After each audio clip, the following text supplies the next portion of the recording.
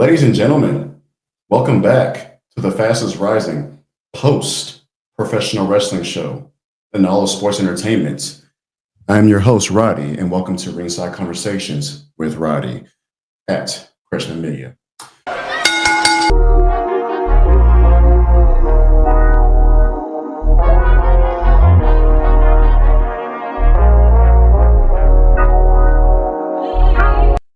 Today, ladies and gentlemen, we're going to go over the entirety of Survivor Series 2025 War Games in San Diego, California. Excuse me. What a show! They went immediately off the back and gave us exactly what. Cut that. They immediately gave us a War Games match with the women's immediately. I'm going to speak with as much optimism as possible. And the reason I say that is because I would probably say that the women's specifically War Games match, in my humble opinion, probably wasn't the strongest in the past, compared to the past couple ones. That being said, there is a main story here to tell, and I'll get to that later. So with that being said, join me on this crazy ride to professional wrestling. So you have, trying to remember who started the match. I literally just watched it back. You have Charlotte Flair versus Asuka to start off the match. Two women who itself have a crazy history. A lot of these women in the match have crazy history, right? You have the two probably most experienced in War Games starting off the match, which is smart booking. And the narrative here in terms of the War Games match with the women's, or you could say in the PLE in its entirety, really lacks a lot of story. It just kind of seems that WWE just kind of pushed them into the match, I feel like they tried their hardest to really give us on a week-to-week basis just a lot, They had the segment with Rhea Ripley and Charlotte coming together back in like some random room, clearing their differences just to be able to perform and take out Becky Lynch, Kabuki Warriors, Last Legend, Nia Jax. So that being said, first of all, shout out Charlotte and her ring gear, because if y'all didn't see or notice, she had like crazy colors or whatever in honor of this young lady who was at the show who was battling cancer. Charlotte Flair and Asuka start off the match, and the match kind of started a little sloppy, which I'm not expecting perfection, obviously, but at the same time, it's like, I feel like we have to lock in when we need to lock in, but I'm not going to give the performers too much on that. That being said, kind of to bring back what I said earlier, there's really one story that was put into this War Games match that mattered more than the match, in my opinion, and that's with AJ Lee and Becky Lynch. Two women who you had Becky Lynch and Seth Rollins, CM Punk and AJ Lee in that one match at WrestlePalooza. And now you have this new ESPN event where it has AJ Lee and Becky Lynch colliding back. This is going to be a future WrestleMania match. Whether it be for a title or not is irrelevant to me. I don't think the story needs a title. It definitely portrays how one woman's life starts to crumble down when the other, after you talk mess about her husband, of course, just brings your world down to hell, right? You had AJ Lee defeat. You have AJ Lee and CM Punk defeat Becky Lynch and Seth Rollins at WrestlePalooza. And then you have AJ Lee, who we haven't seen on TV or anything since then, come in and make you lose, or had a reason for you to losing, your Women's Intercontinental Championship to Maxine Dupree. So this story in itself, in my opinion, is bigger than the War Games match. Now, that being said, I do want to say I got some highlights in the match. Io Sky is the greatest women's performer ever. She is awesome. She's so charismatic. She's She has that amazing just athleticism and capability just to put on any match and make it be a hit. Like I can't tell you a bad Io Sky match. That being said, she comes out right with the trash can lid with her name on it, and then later when Rhea Ripley becomes the last member for Team AJ to come out, she has the Io Sky trash can. Like it's just like there's a match made in heaven with those two. It really is. And then of course you had the amazing spot where she does the flip off of the top of the cage with the trash can on top of her. I don't know what it is with Io Sky and trash cans, but I love it, quite frankly. In my opinion, the right team won here in terms of Team AJ. So AJ Lee, Charlotte Flair, Alexa Bliss, Io Sky, and why can't I think of the name for some reason? AJ Lee, Becky Lynch, Io Sky, Rhea Ripley, Alexa Bliss. I think I said all five. So Charlotte Flair as well was missing. There you go. So the right team won, right? But the ending of the match is, in my opinion, probably the most important part. You had Io Sky again jump off the top of the cage with the trash can on, takes out everybody except for Becky Lynch. Then Becky Lynch tries to leave because at that point she's just given up all hope. Like Team Becky is a wash, right?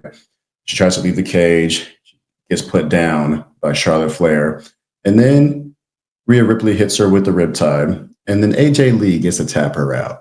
That's important because that tells me that those two individuals were the story of the match. And they're going to be the main story heading towards WrestleMania. Overall, like I mentioned prior to this take, not the strongest War Games match in terms of the women. I feel like the past couple of years, War Games, off the top of my head, were probably a little bit better. That being said, the match was still fun. It wasn't a bad match by any means. And I think the point got across in terms of what WWE wants to focus on going forward with the women. You could still have Rhea Ripley and Io Sky go after the Kabuki Warriors with the tag team titles. I mean, there's 4 tag teams that were in that match. I mean, AJ Lee and Becky Lynch were the only single competitors in the entirety of that match. So there's a lot to do with that. Now, transitioning to, in my opinion, the match of the night that would have been hell if it went first and the women's War Game match would have followed through afterwards. John Cena, the Intercontinental Champion, versus Dominic Mysterio, AAA Mega Champion. This match is a roller coaster. Like, I can't begin to fathom the kind of emotions. First of all, the two in the ring, it's like a match made in heaven. There is no loss in step between the both of them. It's like they were made to wrestle each other. It's crazy. And it goes to show how great Dom is, and it also goes to show how great John is, even on this last part of his tour. John Cena, this was his last premium live event that he ever performs in. So he has one date left, and that will be Saturday Night Main Event to fight either Jey Uso, Solo Sikoa, LA Knight, or Gunther. I still believe Gunther is the one to retire John Cena. So right off the rip, the match has something to keep your eye on because you have Dominic coming out with Raquel Rodriguez and Roxanne Perez from the Judgment Day, and which we haven't seen from them two in a little while as far as like all collectively together. And then the match itself, like I said, the match is just, it's the match of the night. Like, it stole the show 100%. And then the crazy part is like they really allowed Dominic Mysterio to shine with taking elements of his father, the late great Eddie Guerrero. And you have him taking a crazy bump, which I don't know who made that call, but they definitely saw what happened to Penta on Monday and got so creative and just like, you know what? And maybe it was Dom's idea. I have no idea. But Dom tries to give Cena a Hurricanrana from outside the ring, lands real awkwardly, had the whole stadium like like gasping in silence. And then you just have everybody in the crowd going crazy, like, oh no, the match is going to be like cut short. To Dom is hurt. Like, what's going to happen to Dom? What's going to happen to the match? What's going to happen to John? Whatever the case may be. Just for everybody, including myself at home, that like we thought Seth Rollins at SummerSlam, how he cashed in the Money in Bank was the Rue of the Century. This was the Rue of the Century. Like after that, you have Raquel hitting her power bomb on John, and then you have Roxanne coming in and just shocks everybody with doing her pop rocks, and then putting Cena on the ropes. Dominic Mysterio hits a 619 frog splash just for the referee not to count because he was mad that he faked his injury. Like, respectfully, if you're a ref, this is your job. That's all you got to do. That being said, to keep the match going was still it was so good. Like, I can't get over how good that match is. And you then get even more creative by having the referee kick out Roxanne and Raquel just for John to get his momentum back going. And then on his second time around of hitting his 5 moves of doom, he shoulder bumps the referee, who, by the way, I believe the referee's name is Chad Patton. Dude gets beat up all the time. Like, if it were me, I wouldn't take such disrespect in the workplace. He needs to go to HR. I don't know who he needs to talk to. That being said, from that, you now have an opening for Finn Balor and Jaden McDonough come in and attack Cena, just for Cena to still, do John Cena things. And then we haven't seen the way he did his attitude adjustment in a long time, just having 2 small dudes pick up on his shoulder and just nails both of them. And then we didn't see him for the rest of the match. And then while that was going on, you see Dom sneaking in the Intercontinental Championship belt, hopefully to hit Cena upside the head with it, which I love that they're doing more kind of like of that thing, since that was kind of like his whole thing during his heel run, referring to John Cena. Then, while the referee is still down, John Cena hits the AA while Dom tried to hit him with the title belt. And John is telling somebody, come out and, another referee to come in, just for the shock of the world, for Liv Morgan to come out and return back to WWE. And she darts to the ring. She looks phenomenal, by the way. She darts to the ring just to her to look at Dom, that pretty little smile on her face, and slaps him upside the head. Gets a crazy pop from it. It's like, oh my gosh, she's turning on Dom, which I wasn't buying, because it's not like he was doing to her what he was doing to Rhea Ripley. You know what I'm saying? Like, it's not like Dom was entertaining attention, at least not as hard, if that makes sense. And maybe that's the direction they'll go sooner, So with that being said, she then turns to John, and John's like shocked. He's like, oh my God, like, why would you do that? Like, like, that's your boyfriend, whatever the case may be, just for her to jump on him, right?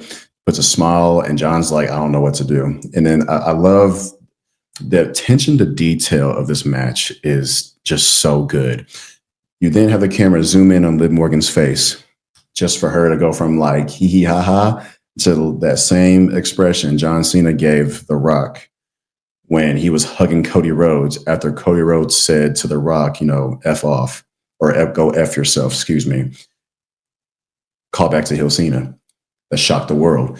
And then she low blows John, just like how John low blow Cody Rhodes. And then 619, title belt to their face, Heel Cena move. And then 1, 2, 3 matches over. Dom is it to belt Dom again. This match stole the show for me. I can't talk more highly about this match than I already am. It was so good. For me, this match, in my opinion, if it didn't happen, would have made the PLE a little bit less lackluster, just a little bit. Now, transitioning to La Primera, Women's World Heavyweight Champion Stephanie Baker versus now heel Nikki Bella. Predictable heel turn, by the way.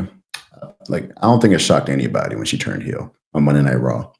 But I will say this about Nikki Bella. In my opinion, I thought this was the best Nikki Bella match she's had since returning back to WWE.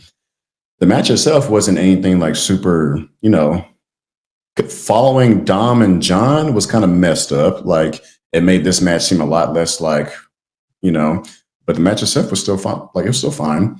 I thought, of course, the winner should be Stephanie Becker. I don't even know when she should lose the belt, to be honest with you. I mean, she's on Monday Night Raw, which is an amazing show where you have tons of talent to take that title away from her. But at the same time, like I feel like her stardom is still like peaking, but not peaking. She still can get even more, become a more of a bigger superstar. And to hers, I don't even recall what the move is called, but she did her not springboard. She's on the top rope. She does a freaking, I don't know what it's called. I can't think of the top of my head, but the move is phenomenal. If you watched it, you know what I'm talking about. The move that she used to beat Nikki off the top rope. Like, I don't know how she does it. Corkscrew moonsault. There you go. I think that's what this move is called. I felt heel Nikki is probably also the right move too, going forward to this. I kind of hope they don't make it kind of like a best out of 3 kind of thing. Like, where they face each other 3 times and Nikki loses all 3, which, I mean, if it happens, it's whatever. But I don't think the two connected enough, nor given time to connect enough and for it to have that happen, if that makes sense. Now, for the main event, men's War Games, you have the Vision, Braun Breaker, Big Bronson Reed, Logan Paul, Drew McIntyre, and the Beast Brock Lesnar, with CM Punk, World Heavyweight Champion, Cody Rhodes, WWE Undisputed Champion, Jimmy and Jay Uso, and the Tribal Chief. We're taking a break to acknowledge our Tribal Chief, Roman Reigns. I thought it was interesting how they had both champions come out first. And at first I didn't know why, other than that Roman was obviously going to be the last man. But for Roman to be the last man in front of your 2 champions who honestly didn't need to be on the same team, if that makes sense. Like, why do we have both champions? Which obviously made way to an incredible cinematic moment later on in the match. You have your World Heavyweight Champion, CM Punk, start off the match against Braun Breaker, who, quite frankly, could either take the title away from him later or be just a future contender for the World Heavyweight Champion. The match itself, I'll get to that, actually. The 2 start off the match. Braun Breaker just shows his dominance, tossing Punk around. Punk tries his best to capitalize whenever he could, just for Drew McIntyre to come out. And if you didn't know, Logan Paul won the advantage match on Monday Night Raw. Therefore, Team Vision had the advantage. Drew McIntyre comes out, and if you know, the history between him and CM Punk was great. All for a bracelet, by the way.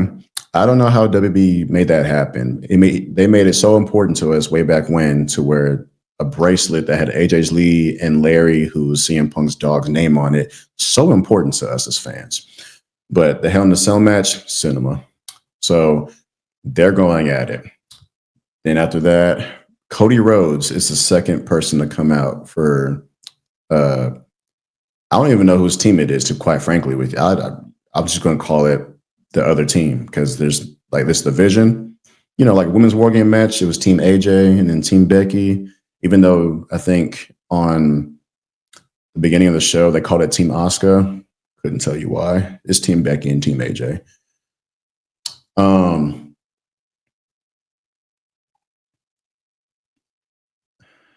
Cody Rhodes coming out, and he does what Cody Rhodes does, gets momentum, gets the crowd involved, all that good stuff.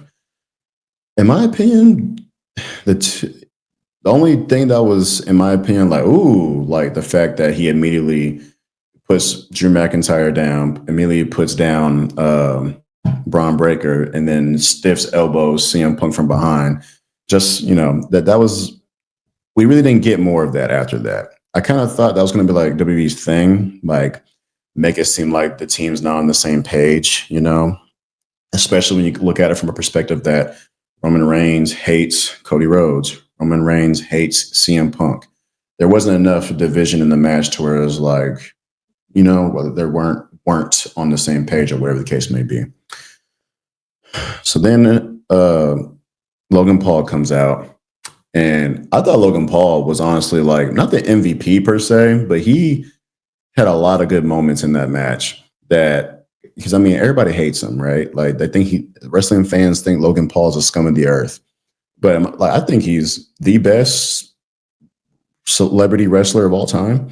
Bad Bunny is another one, but outside of that match that he had at Puerto Rico against Damian Priest, that street fight, which was cinema, we haven't really seen Bad Bunny since then, which of course he's Bad Bunny. He's going to be on tour. He's going to do whatever he wants, all that good stuff. Logan Paul is an actual full-time employee for WWE. Part-time, whatever you want to call it. So the moment where you see him on the ground and Paul Heyman gives him his brass knuckles, it was just great. But that's later in the match once everybody else was already in. So then you have Jimmy Uso come out. And then later on you have Jay. I don't know how the whole, and then they replay his entrance again. Mid War Games match is crazy. It was, which in my opinion, I think the IWC, for example, likes to really give Jey Uso a lot of critique. He's just an entrance, all those kind of opinions. And I feel like him and Triple H especially, just trolls them by continuously doing the things that causes them to hate him, whatever. And in my opinion, I thought during that portion of the match, that was appropriate because it got the crowd involved. Not to say the match was stale by that point, but it needed some pop. It really did. And then the pop you get from him just sitting there, just doing this on top of the cage, and then you just hear the sound of Brock Lesnar's entrance come out was phenomenal because you just really see the expression of his face change. And it's like, oh, shoot, it's the Beast. And of course, the Beast was beasting. He suplexes everybody. I'm sure everybody got at least 3 or 4 suplexes, at least 1 or 2 F5s. Like everybody got theirs, right? Now, I am going to fast forward into the most important part of the match, in my humble opinion, which was when Roman Reigns came out.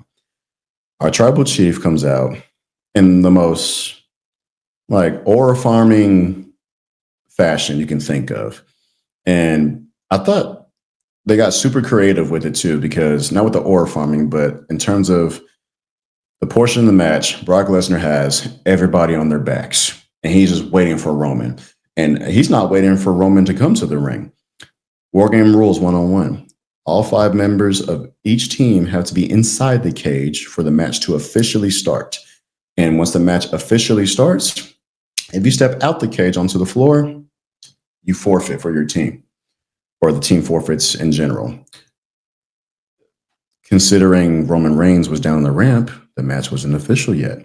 Brock Lesnar exits the cage. He waits for Roman right there by the ringside and takes off his gloves and everything. And, being a wrestling fan as long as I have seen every literal Brock Lesnar versus Roman Reigns match. And back in the day, pre-Triple H era, all that good stuff, it got repetitive and it got boring, in my opinion. But then there are some moments where it's pre and post Triple H, or it was kind of exciting, kind of box office, This moment, there's a reason why wrestling is so important and storytelling in wrestling is so important. Regardless of the opinion you may think about Roman Reigns and Brock Lesnar in the past, that face-off they had prior to Roman coming down and Superman punching Brock Lesnar by the cage was just It was cinema. It was amazing. You really get to feel the importance. Like you felt the intensity from both guys being there. And you get Brock Lesnar getting super punched like 4 or 5 times straight in a row, right? And then once I got to the announcer table, Brock Lesnar just dominates, puts Roman through a table, finally puts him inside the ring. And this is where War Games finally begins. Excuse me.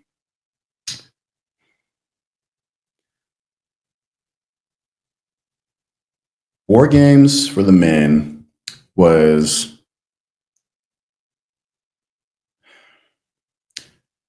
when you look at the women's, right?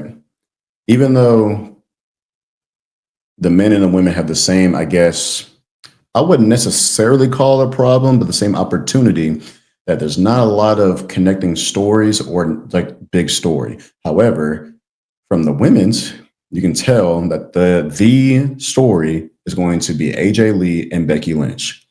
From the men's, you don't really get that clarity of like, this is clearly what WWE is doing, which could be a good and a bad thing. If they don't know what they're doing with it, bad thing.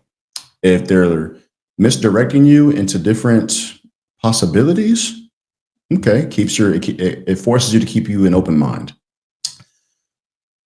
Logan Paul gets his brass knucks, starts punching everybody until he sees the tribal chief. The tribal chief puts him down and takes his brass knuckles. And to see Roman Reigns with a pair of brass knucks, I'd be terrified, quite frankly. Brock Lesnar gets put through a table with Jimmy Uso on his back because Roman Reigns speared him through the table. And then you have the moment where on the opposite side of the ring, where the details by this point was the most important part of the match. You have CM Punk, you have Braun Breaker, who I don't know how he was still alive by that point after that crazy bump that he took after him and Cody gave him the Doomsday device. And bro just landed straight on his neck, and we didn't see him for a couple minutes. It's like, is he pulling a Dominic Mysterio? No, he looked like legit hurt, but he was fine. Hopefully, he's not seriously hurt and he can continue performing for the division. They already got Seth Rollins hurt and plans had to change. I'd rather no plans need to change due to injury. Then him and Punk together on one part of the ring for then a mysterious figure dressed in all black come up from the other side of the cage, drops into the ring, looks at both men, super kicks CM Punk, then curb stomps CM Punk, which was the most important moment of the match. Leaves the cage, doesn't even take his hood off, his mask off, nothing like that. And then the Division won. So the misdirection here, which is clear misdirection, wants you to believe it's Seth Rollins. Oh no. Okay, there we go. Had an alert pop up on my computer, changed everything. Okay, we're good. Can you let me know if we're good?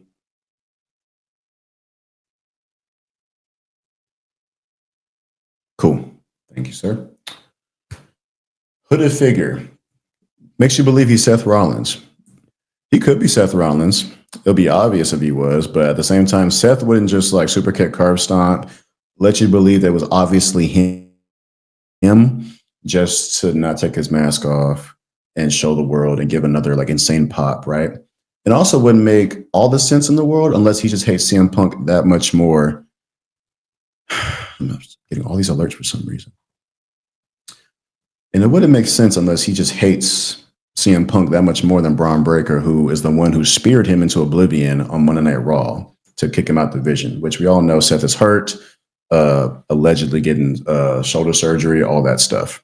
So who could the Masked Man be? There is a lot of theories that is Austin Theory joining the division, which is a good theory to have, with or without the pun, of course, which could be the story going into however long they want to have the story go into. That being said, it's obviously not Seth Rollins. I refuse to believe that it's Seth Rollins. And I don't think Seth Rollins will come back so soon just to help the Division win after getting kicked out the Division. I doubt it's like a setup, kind of like how it was with Liv and Dom, where Liv comes in, slaps Dom, tricks everybody, and then she was really on his side the whole time. I don't think it's that kind of situation here. But the Vision takes the win from the masked figure help assistance. And then, in my opinion, the other most important part of the match was after the match, which WWE really cared to make sure that you get to see it before ESPN finishes the stream. And that was the moment that Roman Reigns get to have subtle moments, but it was a moment with CM Punk and Cody Rhodes. You see him help up CM Punk, and I don't think he was trying to hold his hand out to Cody Rhodes, quite frankly, because in my opinion, like his hand was just like kind of just chilling by his side, and his arm was like this, not like this, like, hey, get up. But then Cody Rhodes just kind of like gets up like aggressively and kind of gets in his face, says whatever, and Roman Reigns, at least it looked like he says, I'll remember that. Now, then Roman gets to the split for in between both rings and lets Cody Rhodes know, like, this is the last time we'll team together. So now it's like, when you look back to Monday Night Raw, and when he made that jab for both champions about, that title will look better on my shoulder anyway. And then CM Punk's like, who are you talking about? And he's like, that's for y'all to figure out. I mean, Cody and Roman part 3 could happen. Roman and CM Punk could happen. Roman, Punk, and Cody could happen. And you just unify the titles again, right? And could just go back to the same thing that we had for 4 years. I don't know. Possibilities are endless here. It seems like a very important theme that WWE really wants the fans to be guessing here. It's not like last year WrestleMania, where it was clear that Cody and The Rock and John were going to be all involved in something. With John Cena's last tour being his last Elimination Chamber match and everything like that, and then for him to turn heel and just have that run. It's not like WrestleMania a couple years ago, where this was finally Cody's moment to finish the story, and they assembled the Wrestling Avengers to take out my tribal chief. This year, it's a lot more, I'll say, unpredictable, because all the misdirections that they can give us as a fan base. So I don't know. The show itself, if I were to rate it out of 5, I'd probably give it a solid 3 stars out of 5. I think the John Cena and Dominic Mysterio match saved the PLE a lot. Not to say that it was a bad PLE by any means. It's not the worst War Games of all time. It's just compared to the past few years. I'm not trying to 6-7 here, guys, I promise. But to conclude, thank you all for tuning in. All socials will be Rodeo_TX on all social medias. Thank you, Christian Media, for this opportunity. Love you guys. Make sure y'all like, share, comment, and subscribe. And to leave y'all with something, who do y'all think the hooded man was in War Games? Is it Austin Theory? Is it Seth freaking Rollins? We don't know, but we will find out. Thank y'all guys so much, and tune in for next time.